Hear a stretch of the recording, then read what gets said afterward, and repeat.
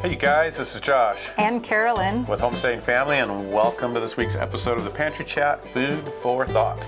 This week we are going to be talking about butchering your own livestock at your own place, like actually doing it yourself, getting your hands into the process, and whether or not you can do it, how to do it, and when you should start doing it. So this is kind of more of a need to know than a technically how to. That would be a different video, and we may do some more of those. But this is more just to help you get started, things to think about, how to transition into butchering your own meat from wherever you are in your journey, things like that that are going to really help you approach this. And it's a really important skill as a homesteading skill. It's something that you can apply to different phases of your homesteading journey, and something that in the end saves you a lot of money when you're trying to buy or raise good quality meat. Doing the butchering yourself can save you quite a bit, and generally we've found use more of your own meat. A little harder to get some of the cuts you might be used to, but definitely you can use more of what you've raised. Well, and let's be real honest right here. At this time in history, with inflation being what it is, we're watching grocery prices just soar in some cases. Meat is one of those things that is just going higher and higher. Raising your own animals and being able to butcher them at home becomes a very good way to still get that high quality food.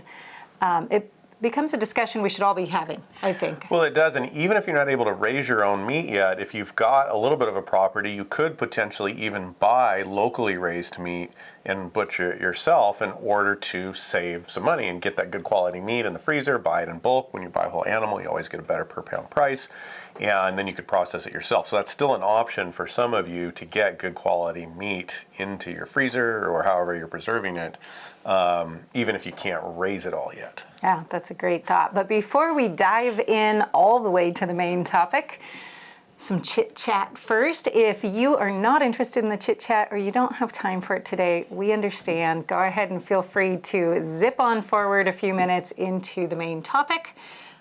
But how are you? What have you been up to? I'm good. I'm tired. I'm ready for winter. And you know what? First day of snow today. We woke up this morning and it was snowing. And we've accumulated an inch and might be getting a few more. So that's fun. That's a change in season. But we've been working to get the place winterized, ready for winter. We got that barn roof on, which is really nice. So our grain is protected. We've got some other things on the roof.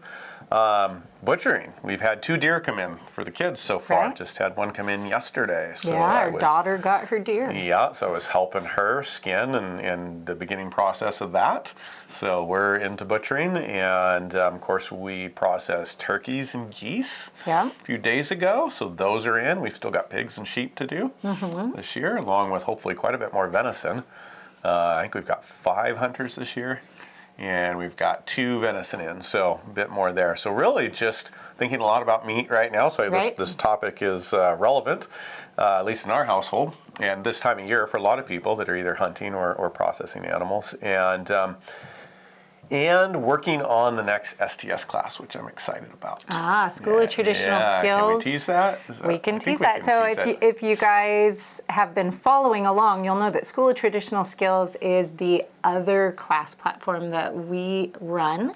We launched, with some other creators, which is really exciting. So we're getting ready to release a new class. We're getting ready to film it. It won't be released until January. We're doing both. So we're releasing a class, I'm sorry. And we're filming a class. We're coming at it from 2 different angles. That's right.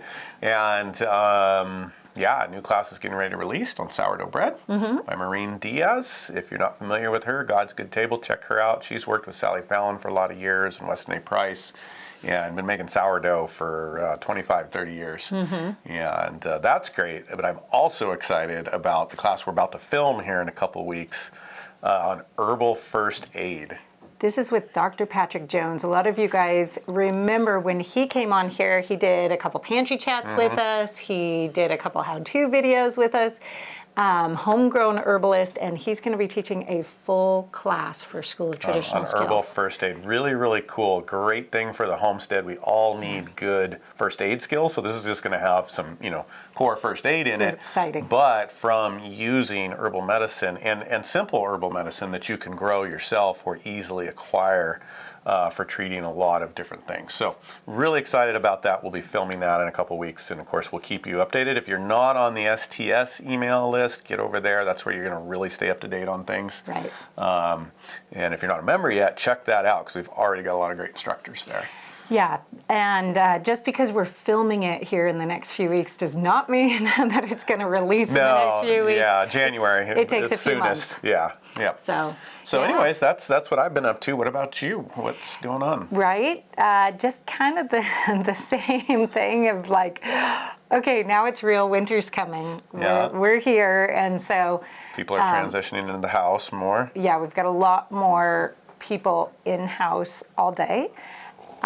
Which, you know, if you work at home and you homeschool and you everything home, and then the season changes this drastically, like this has been almost an extended summer. We had such a pleasant fall, and it went a really long time. So everybody was still outside riding bikes, jumping on the trampoline, playing out in the yard, sleeping out at nights, right until just a week or two ago. Week and a half ago. Yeah, and then all of a sudden now it's like, okay, everybody is inside almost all the time, except for the little forays out into the snow. But it's cold. We have 10-degree weather on the forecast coming up here. Yep. So, you know, you get a little chilly.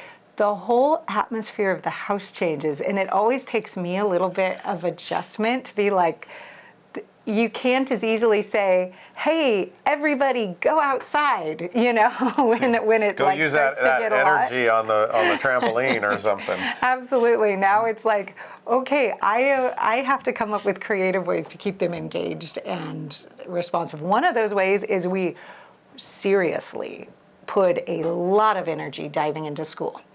And we try to, you know, obviously we start school a little bit late because we live on the agricultural calendar. A lot more than most people do, definitely a lot more than the average school system calendar is. And so we take this time to make up a little bit of that difference and to really focus, get ahead, get extra done. But it is a shift for everybody from this kind of work and projects all day and free playtime outside to all of a sudden inside and focused on something like books.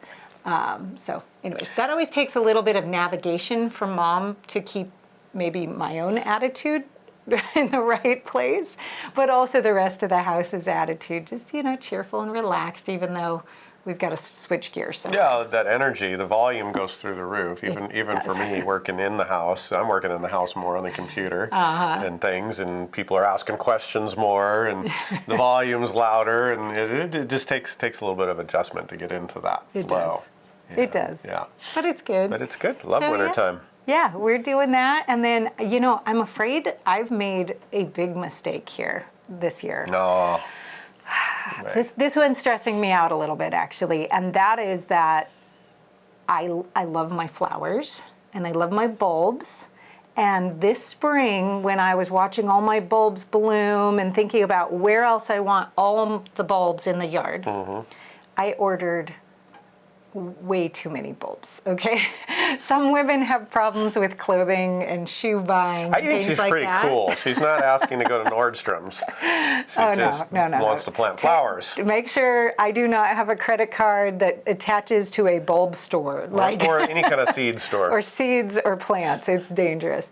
But here's the thing is that when the bulb stores see where we live, they kind of do zones by zip code, and they think we live in a much warmer zone than our little microclimate right here.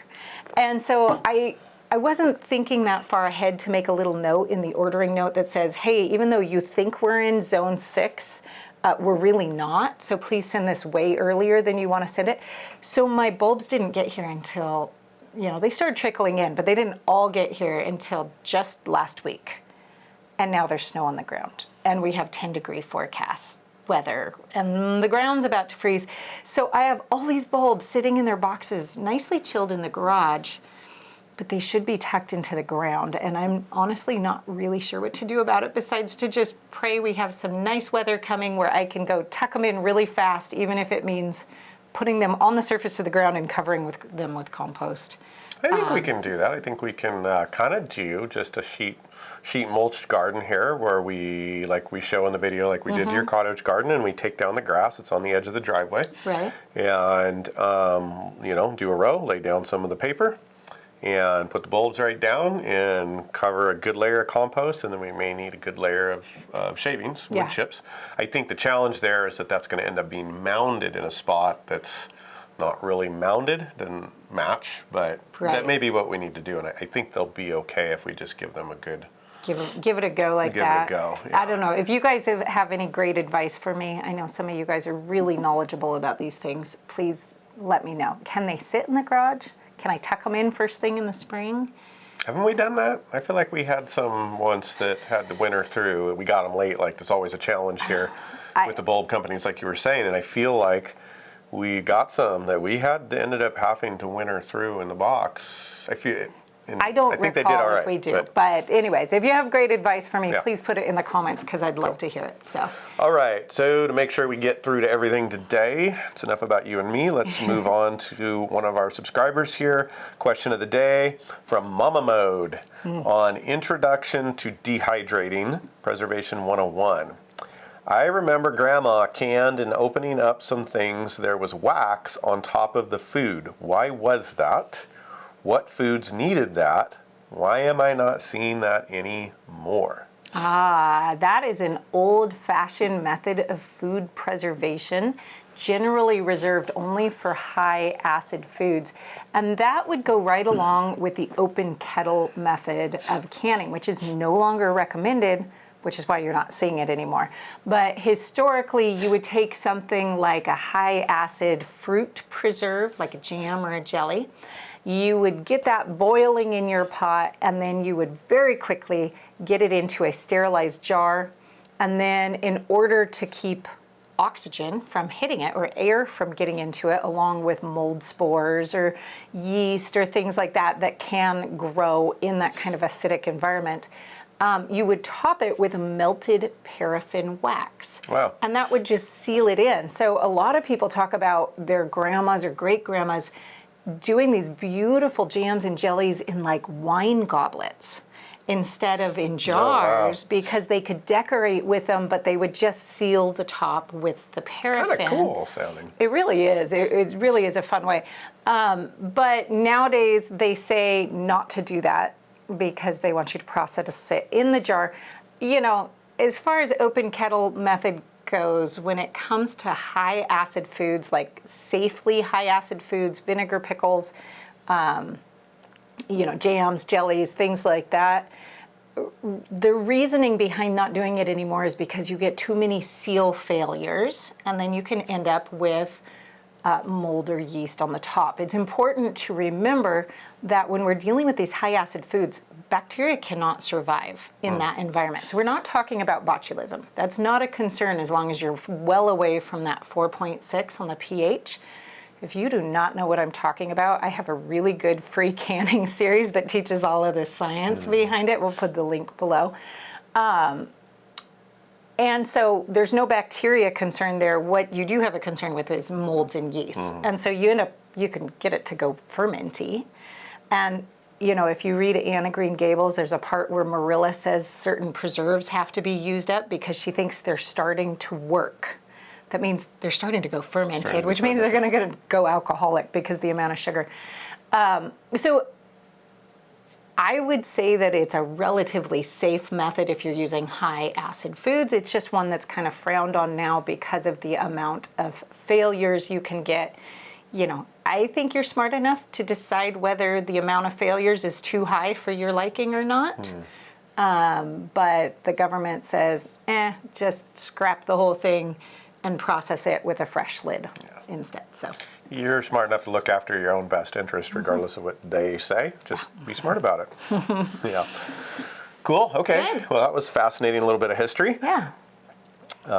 Main topic. Diving right in. Butchering animals on your homestead. Yeah. Now, this is a hard thing for some people to swallow, especially if they're raising their own animals, because they've kind of gotten to know them a little bit.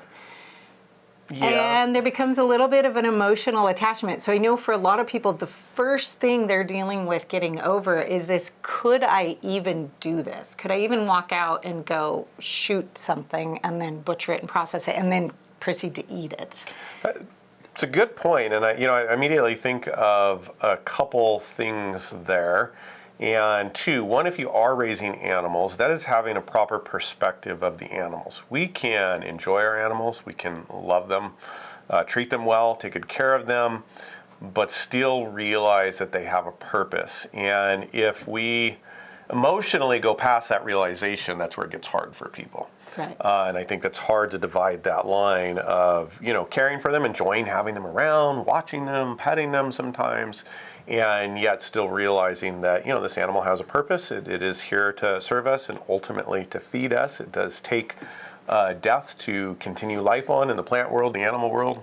The human world. The human spiritual world, all of that. So we, one, have to wrestle with that and be careful how attached we get, or getting attached in the right way, I would say. Right. Our kids, we all get attached to our animals. We love our animals, and even some of the ones that we butcher. And we're fond of them, and we pet them and talk to them, some of them, the smaller ones. But we still realize that, they're headed somewhere. And when you have that, we've watched our kids grow up with this, and they handle it very, very well. Yeah. So if you're not familiar with that, that's important to divide that emotionally. The other thing, and we were talking about this off camera, that you can do is buy an animal raised by a local farmer to start and butcher that. You won't have that emotional attachment. Mm-hmm. And that's great if you just want to, learn and not deal with having raised your animal in that wrestle, but just maybe processing something that you haven't raised, so you're not as attached to it. That's also a good option if you don't have the ability to raise your own animals, but you would like to get good quality meat in the freezer and save a little bit of money. So instead of buying from the butcher and then from the farmer and then having it butchered, you could buy it from the farmer and butcher it. Right. Even some farmers might help you with that on their property. You just kind of have to look around. So that would be a step towards like a more nameless, like unknown animal that you maybe don't have a relationship with, right? Exactly. And it's a good way to find out, do you feel like you can do this? Mm-hmm. I know you can do it, but different people, getting in this lifestyle, that can be a challenge. That's a good way to start because you haven't invested the time in the animal yet, and that's a good way to just go explore that subject and get some meat in the freezer.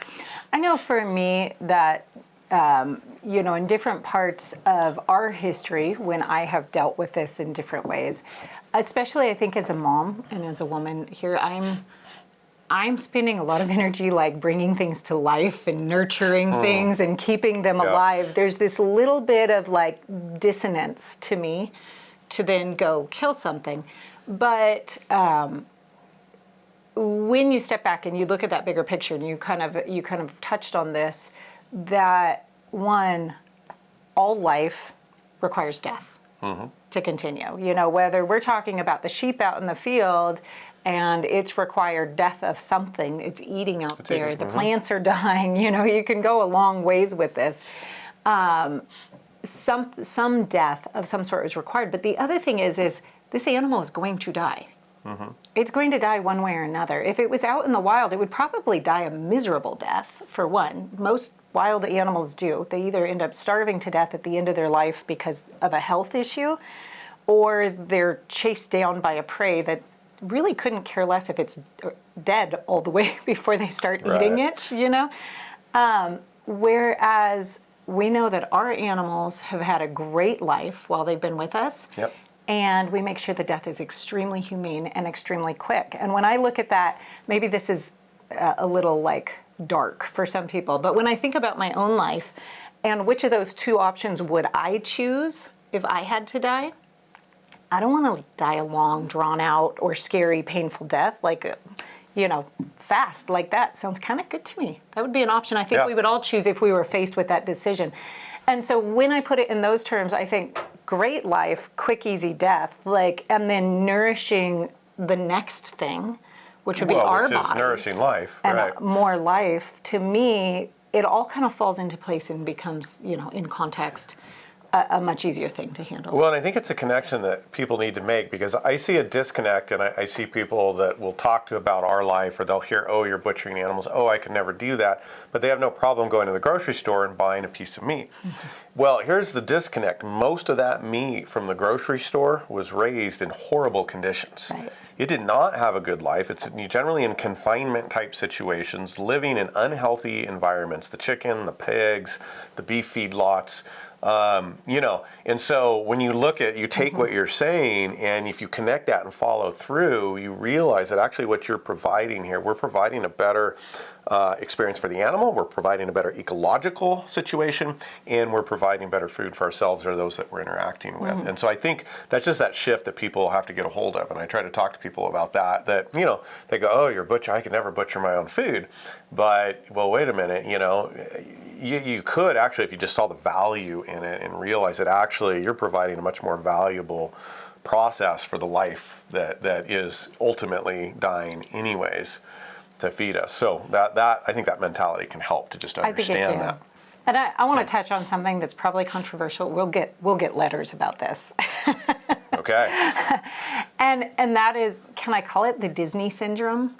This human storyline plots being placed into an animal world in movies, and we grow up with this, right? We have our children watch this, and it's kind of this Bambi mentality. Bambi syndrome. The Bambi syndrome of where we really equate human characteristics to these animals. And yes, we all have our dogs, and our dogs are our, pretty much personalities in our family. We have these animals that really stand out to us. But even with that, even with all their quirks and their personality traits, they're not really living human lives with the plot line that they show. And so we attribute all of this depth of emotion and of concern and worry and fear and things like that onto these animals that they really just don't experience. Well, and I think that's where balance is so important, because there are these pendulums where, okay, we see humanity mistreating animals.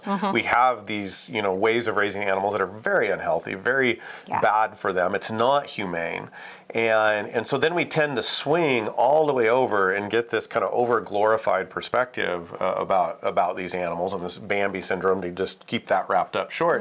And there is actually a place in the middle, and I think it's very biblical. God tells us to care about our animals, but obviously they're working for us, they're feeding us, and so there's a balance in there where we don't have to be mistreating them, but we don't have to be getting way over here a little woo-woo, about it.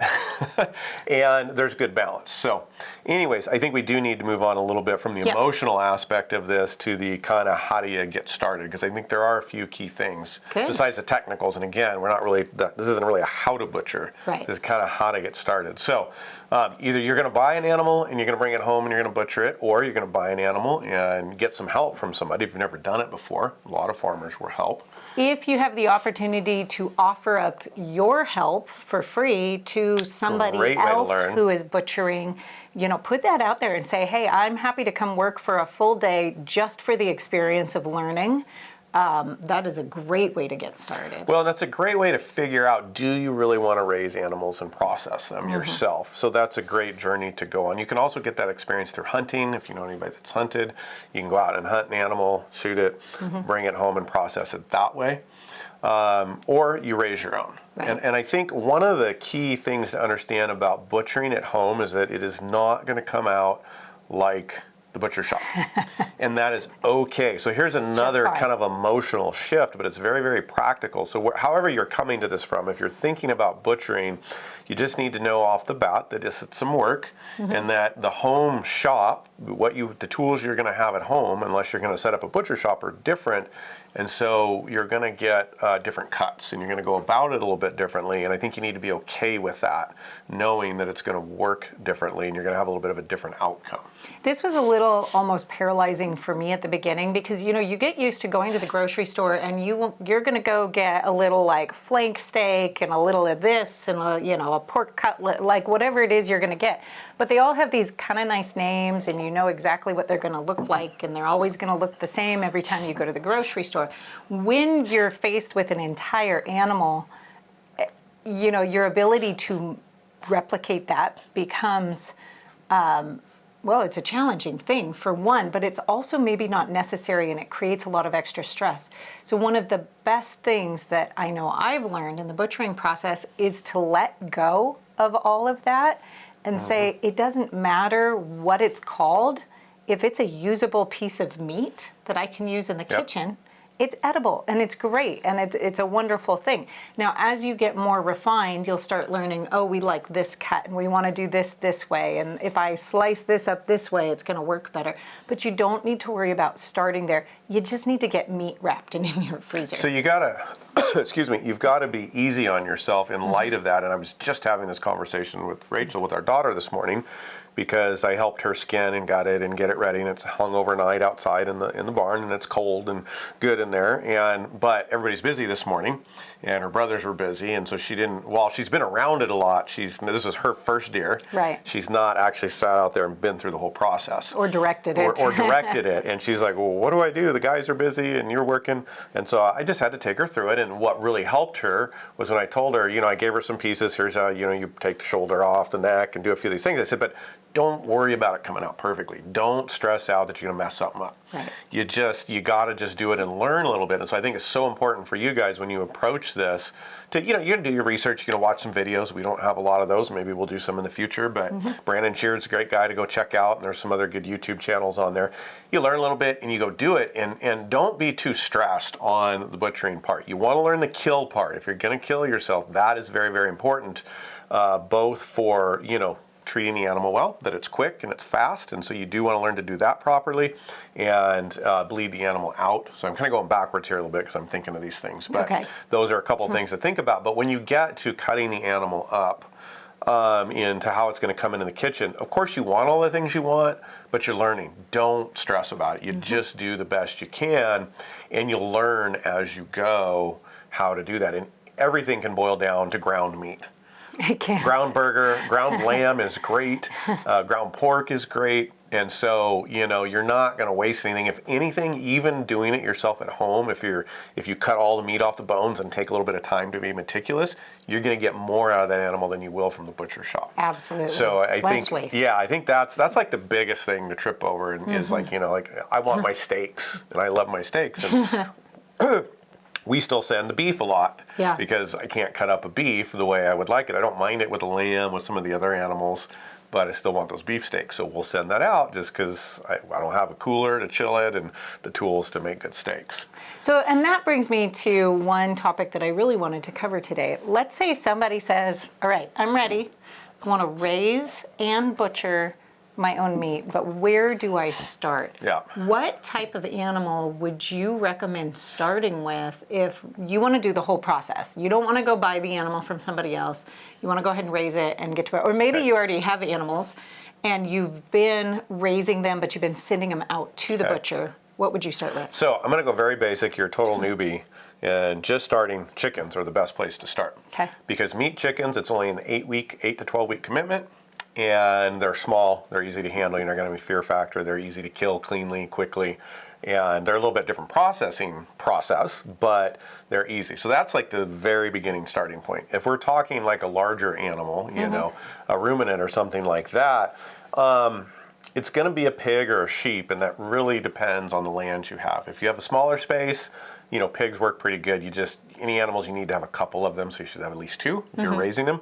But pigs are great. They don't take a lot of space, and you certainly want good, clean conditions and everything, but they're pretty easy to work with. The challenge with pigs, depending on how you're going to go about it, is dealing with the skin. Pigs don't skin the same as something like a sheep or a goat or a cow. And so then you have to make that decision of whether to do the scalding method, which is what we prefer, or to just still skin them out, even though it's a little bit of a different process. But it is a good start. If you've got a little more space and a little bit of pasture, at least a larger area, and you can have a couple of sheep, sheep are a great place to start for raising. They're easy to raise. They're generally fairly easy to contain, and they're easy to handle as far as in the size of them. You don't have to go get the larger breeds even. You can do a little bit smaller breed. And you can buy feeders. We started out in the early years, we raised beef because we had a large lease. But we did feeders for sheep and pigs for many, many, many years. Meaning we brought in young animals, fed them just for the weaned, season, and then butchered them. And again, that's a short-term commitment because you can bring them in the spring, late winter, spring, and feed them through to the fall and then process them. So the sheep are a great one because that carries through to a lot of the farm animals besides a pig. And they're manageable. They're manageable in size. They're great to learn on. So that's where I would start. Okay, great, good. Rabbits might be right in there somewhere too. If you need something smaller but easy to process, rabbits are another one. The processing on those is actually pretty simple and straightforward because they're easy to skin. They're easy to skin, and the body, shape and the process is actually very similar to something larger, more similar than say a chicken or a turkey or something, in that you're going to take a lot of the same motions and the same steps, just because of the cavity and the way you're dealing with everything, even though you're not going to cut them up quite the same. But good place to get familiar with it. And another concern that a lot of people have, I know, is the equipment required. Yeah. And this is something that's really worth talking about because it's like so many other things on the homestead. You can butcher something with like a pot of boiling water and a good knife, like in some freezer. So a good surface to work on and some freezer paper. And you can get meat into your freezer with that. As you get more advanced, adding tools is going to make things more efficient, prettier at the end, nicer, more comfortable to get through an entire butchering day all at once because it's going to make it go faster. But I know plenty of people who do pretty much all their butchering with, a knife, a good knife, what they have in their kitchen, and maybe a meat grinder that attaches to their kitchen aid. And they make that work. If you're doing a low amount, If you're doing much, you'll burn that out. But well, that's just it. So you need a good surface, a table, and you can even skin and eviscerate to gut the animal on a table sideways. You see a lot of us hanging it, but if you can start just on the table with obviously a smaller animal like a sheep or something like that, and a good knife and a couple bins, clean, like we use bus bins, food grade bus bins. So now, by a bus bin, we're talking about those things that they use in restaurants with the bussers. Yep. Okay. Just to clarify what a bus bin is, because that's all food grade and it's really easy to clean all the way. And I think the key thing is the right knife to start with. If you're only going to start with one knife, you need a knife that has got a little more of a rounded blade and still has a point. And if you look at some of the hunting knives out there, most of them are going to be that way. There are sharp, smaller, pointy knives, but those are for specific tools. So if you need one, I would look at a hunting type knife or an old butcher shop type knife, not your average kitchen knife that usually comes down to a point. It doesn't have much curve in the blade. And you need that curve when it comes to skinning a lot of things. And so that's a good all go around. Just one or two of those is great. Preferably a high, not a stainless steel, but a kind of an older, more the carbon steel, high carbon that rusts a little bit easier, those knives. That rusts a little easier. That sounds like a negative. But. Well, it does, but those, you'll see those and they'll look junky, but they're actually easier to work with than stainless steel. Stainless steel is very, very hard. Some of the modern alloys, they're finding a good mix between stainless and the old carbon, high carbon knives is how I know to refer to them. But those older knives sharpen much easier. They dull a little easier, but they're much easier to keep sharp. Great. So with that, you need a sharpening system as well, a stone or a steel at a bare minimum, but there's lots of good inexpensive sharpening things. So really with that, and you do need a saw if you're going to do something like a sheep. Generally, I mean, you don't have to. I take that back. You don't have to do that. You can cut everything off, cut all the meat off the bones, and not even have it. I've done that with venison lots and lots of times. But you're going to want a meat saw, and those don't have to be expensive, and they don't have to be powered. They can be, fairly inexpensive addition to just a meat saw, and I think one of the kids was using the Sawzall with a fine blade the other day to have his deer. That works fine too. There you go. I think one other one, because I know we're running out of time on kind of just this quick purview, but that is wrapping. And and learning to wrap. And, you know, a lot of people want to use vacuum sealers. We've had nothing but trouble with vacuum sealers for most cuts of meat. Maybe ground where you can get it all shaped just right, but really good old either double paper, butcher paper, or cellophane plastic, which is probably a great way to start because you can remove all the air and wrap it real tight with cellophane, and then some butcher paper on the outer. But you want those 2 layers. That's really, really important. Yeah, and get it as air-free as possible. Try to stay away from going to like Ziploc bags. That's the tendency when you're new, because it's like, I'll just stuff it in a bag. Doesn't keep. You get way too much airflow around that. Yeah, and then you get freezer burnt. You don't want to waste your meat. The other side is, just to kind of start to wrap this up, is you need a good freezer.